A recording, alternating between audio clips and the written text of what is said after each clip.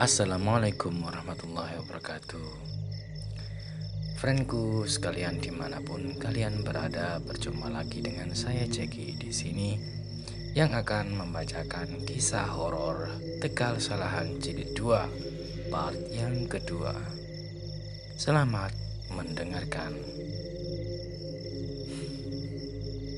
Nama aslinya Mbah Sinem, tapi kebanyakan orang memanggilnya Mbah Gabuk karena ia memang gabuk. Gabuk dalam bahasa Jawa artinya mandul, tak memiliki anak sama sekali. Suaminya pun sudah lama meninggal. Jadilah ia tinggal sendirian di gubuk reot di pinggir desa. Perawakannya kurus kecil, rambutnya pun telah memutih semua.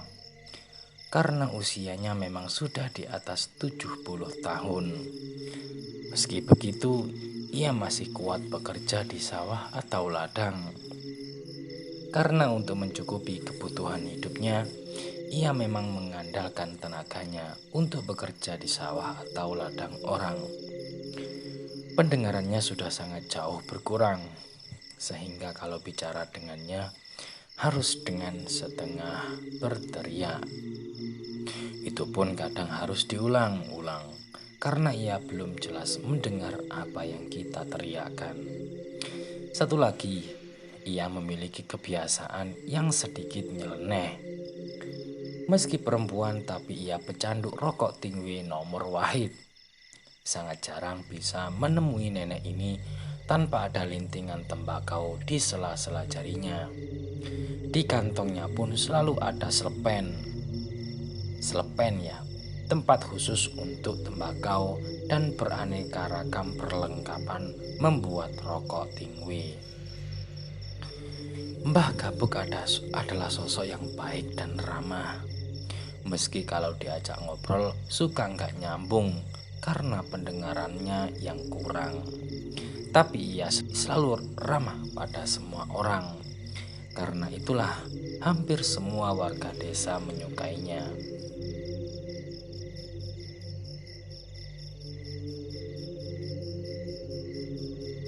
Mbah Gabuk, sosok sederhana itu ternyata juga pernah membuat geger seluruh penghuni desa.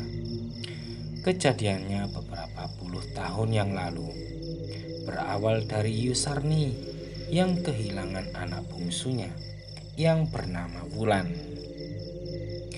Yusarni menuduh Mbah Gabuk lah yang mengajak pergi Wulan. Karena menurut Lilis teman Wulan memang diajak pergi sama Mbah Gabuk saat sedang mencari kepompong bersama Lilis di Tegal Salahan.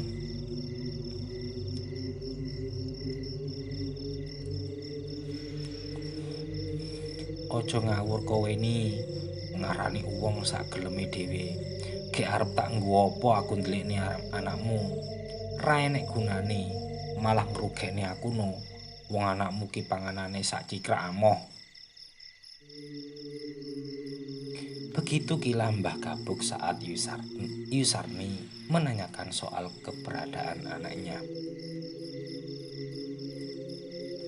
Halah, rasa selak Mbah. Wong enek saksine kok kae lho Lilis anake Kang Parman. Mau awan golek entung bareng Wulan neng Tegali Kang Bejo. Terus sampean teko ngajak lunga Wulan. Nganti saiki Wulan ra mulih-mulih. Cah cilik kira bakal ngapusi Mbah. Sengit Yusarni berteriak-teriak sambil bertolak pinggang dan menunjuk-nunjuk muka Mbah Gabuk. Perang mulut melawan orang yang kurang pendengarannya memang banyak menguras energi. Nafas Yusarni sampai kembang kempis menahan emosi. Pitenak wi ra bener pabar blas. Aku yo duwe seksi lo. Akeh malah seksine. Kae takono si Darmi, Sumi, Micem, Tukija, Tumina, Sukarni, Parti, Sanem, Manem, Gage takono kabeh. Sedino iki mau aku buruh tandur ning sawah parti. Bar maghrib lagi mulih. Mbah Gabuk pun tak kalah sengit, berteriak sambil sesekali membetulkan tali kutangnya yang melorot. Adu mulut di malam hari itu pun menarik perhatian warga. Orang-orang berdatangan untuk melerai mereka. Tapi bukan hal yang mudah melerai dua orang perempuan yang sedang disulut emosi itu. Apalagi memang sudah sejak lama antara Yusarni dan Mbah Gabuk hubungannya kurang baik. Sudah lama mereka tak saling tegur sapa bila bertemu. Entah apa sebabnya, sampai-sampai Pak Bayan pun dipanggil untuk turun tangan. Saksi-saksi yang tadi disebutkan oleh Yusarni dan Mbah Gabuk pun dipanggil. Anehnya semua membenarkan ucapan Yusarni dan Mbah Gabuk. Lilis bilang kalau memang tadi siang ia dan Wulan sedang mencari kepompong di ladang Kang Bejo saat Mbah Gabuk datang dan mengajak Wulan pergi. Anak usia 9 tahun itu tak mungkin berbohong, apalagi yang bertanya adalah Pak Bayan, pamong desa. Sedangkan saksi dari Mbah Gabuk yang jumlahnya hampir se-RT itu juga membenarkan bahwa seharian ini Mbah Gabuk bersama mereka buruh menanam padi di sawah Yuparti yang terletak di utara desa. Bertolak belakang dengan tempat anak-anak itu mencari kepompong di ladang Kang Bejo yang letaknya di sebelah selatan desa.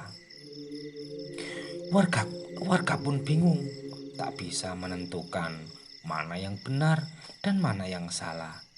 Sampai akhirnya Pak Mutin yang juga ikut datang ke situ mendekati Lilis dan bertanya, "Nduk, kenan to sing ngajak lunga Wulan mau Mbah Gabuk?" Tanya Pak Mutin pada anak itu. "Nggih, leres Pak," jawab anak itu polos. "Mbah Gabuk sing ngajak lunga Wulan mau nganggo klambi apa?" Tanya Pak Mutin lagi. "Ngagem klambi ijo Pak, kalih tapih jarik batik. Klambine apik banget Pak, kados tiyang badhe jagong." "Kowe ngerti Wulan dijak lunga nyang ngendi?" "Criyose badhe dijak mlampah-mlampah teng kutha Pak." "Sing ngajak lunga Wulan mau sikile napak lemah ora, Nduk?" "Mboten ngertos Pak."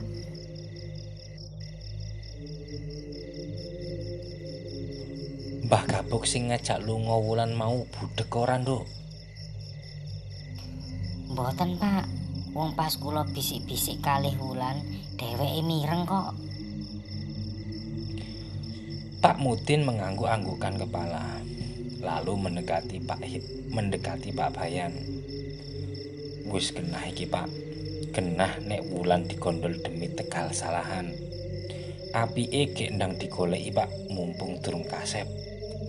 Pak Bayan pun segera mengarahkan warganya untuk melakukan pencarian. Namun belum juga mereka beranjak dari tempat itu.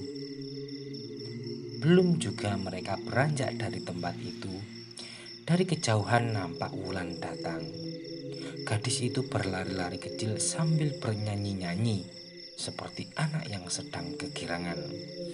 Di tangannya menenteng bungkusan plastik hitam. Yusarni segera menyambut anak bungsunya itu. Para warga pun merasa lega. Mereka tak perlu bersusah payah lagi untuk mencari Wulan. Pak Bayan dan Pak Mutin segera menanyai Wulan. Anak itu bercerita kalau ia diajak jalan-jalan ke kota oleh Mbah Gabuk. Kota yang sangat besar katanya. Banyak bangunan-bangunan besar dan megah. Banyak kendaraan-kendaraan bagus yang lalu lalang di jalan yang halus dan mulus. Melihat kereta api, pesawat, bahkan ia melihat ada mobil yang bisa terbang. Ia juga dibelikan makanan yang enak-enak dan baju-baju yang bagus-bagus. Semua disimpan dalam kantong plastik yang dibawanya. Namun saat kantong plastik itu dibuka, isinya ternyata hanya daun pisang kering dan potongan-potongan kayu lapuk. Pak Mudin segera membuang jauh-jauh benda itu. Sudah jelas sekarang masalahnya, tak ada yang perlu diributkan lagi. Yang penting Wulan sudah kembali dengan selamat. Lain kali jangan biarkan anak-anak keluyuran sendirian di Tegal Salahan. Yusarni, ajak anakmu pulang, mandikan ia bersih-bersih. Dan pakaian yang ia pakai sekarang sebaiknya jangan pernah dipakai lagi, kata Pak Mudin. Bener kata Pak Mudin yu, dan sebaiknya sampean juga harus minta maaf sama Mbak Gabuk, sambung Pak Bayan. Emoh, rasuti aku jaluk ngapura, sungut Yusarni sambil ngeloyor pergi dari tempat itu. Ora mbok jalui ngapura, aku yo ora patek ndok, teriak Mbah Gabuk sambil masuk ke dalam rumah dan membanting pintu. Orang-orang hanya bisa geleng-geleng kepala melihat kejadian itu. Sepertinya peristiwa malam itu tak bisa mengakhiri perseteruan antara Yusarni dan Mbah Gabuk. Perlu kalian ketahui sekarang Mbah Gabuk sudah meninggal. Sekitar tahun 2000-an kalau nggak salah. Al-Fatihah buat almarhumah. Semoga beliau tenang di alam sana. Itulah part kedua Tegal Salahan Jilid 2, tulisan dari Akan Indra G057. Jika kalian ingin membaca sendiri kisah horor yang Akan Indra G057 tulis, silahkan klik link yang ada di deskripsi. Terima kasih, selamat istirahat, selamat malam, selamat tidur.